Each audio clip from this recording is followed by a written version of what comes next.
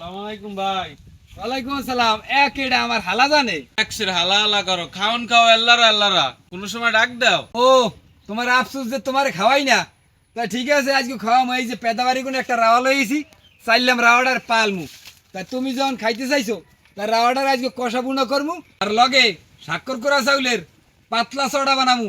কি নাতি, খাইতে কেমন হইবে? তো আর নানা ভাই তুই দুলো ভাই কওয়া লাগবে, যে আয়োজন করছো তুমি। আসসালামু আলাইকুম দর্শক। পেদাবাড়ি কোন একটা রাওয়া লইছি, চাইলাম রাওয়াটার পালমু। এখন নাতির আবদার হারে বলে কিছু খাওয়াই না। তাই আজকে রাওয়ার গোস্তটা কষা বুনা করমু, আর স্বাক্ষর করা চাউলের পাতলা চড়া বানামু। নাতিরে লইয়া জমাইয়ে খামু ইনশাল্লাহ। মুরগি ধোয়া করা শেষ, এখন মুরগিটা কষা বুনা করিয়ে লমু। আর আম্মাকে ভাবি স্বাক্ষর করা চাউলের পাতলা চড়া গুলো বানাইয়া লাইতেছে।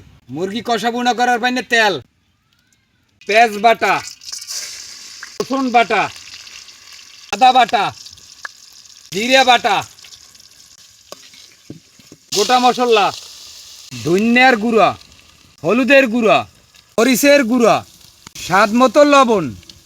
এখন মশলাটারে ভালো করে কষাই লমু। মশলা কষানোর পাইনে মশলা বাটা পানি।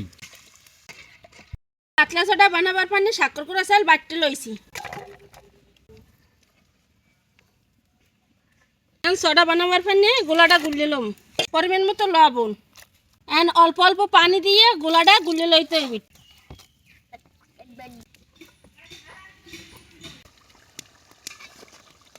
মশলাটা ভালো করে কষাই লইছি, এখন কোড়া রাওয়ার গোস্ত দিয়ে দিলাম।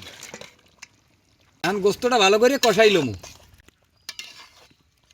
গোস্তটা ভালো করে কষাই লইছি, এখন সেদ্ধ হওয়ার জন্য পানি দিয়ে দিমু। এখন ডাইকে দিমু। দেশি রাওয়ার গোস্ত রান্দা হয়ে গেছে, এখন টালা জিরের গুঁড়ি দিয়ে উড়েই হেলামু। দর্শক, পাতলা চড়া আর রাওয়ার গোস্ত কষা বুনা হয়ে গেছে। মুই আর মোর নাতি খাইতে বই পড়ছি, এখন আল্লাহর নাম লই খামু। বিসমিল্লাহ। না, বিসমিল্লাহ করে খাওয়া শুরু করো। বিসমিল্লাহ। বিসমিল্লাহ।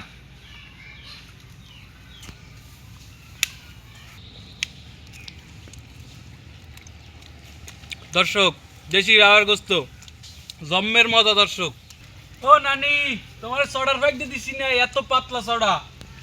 দর্শক, রাওয়ার গোস্তটা সত্যি অনেক মজা হয়েছে। আর আগে যদি থাকে স্বাক্ষর করা চাউলের পাতলা চড়া, আর কিছু লাগে কন। নাতি আর আমি খাইতে চাই। ভালো থাকেন, সুস্থ থাকেন, দেখা হবে নতুন কোনো ভিডিও।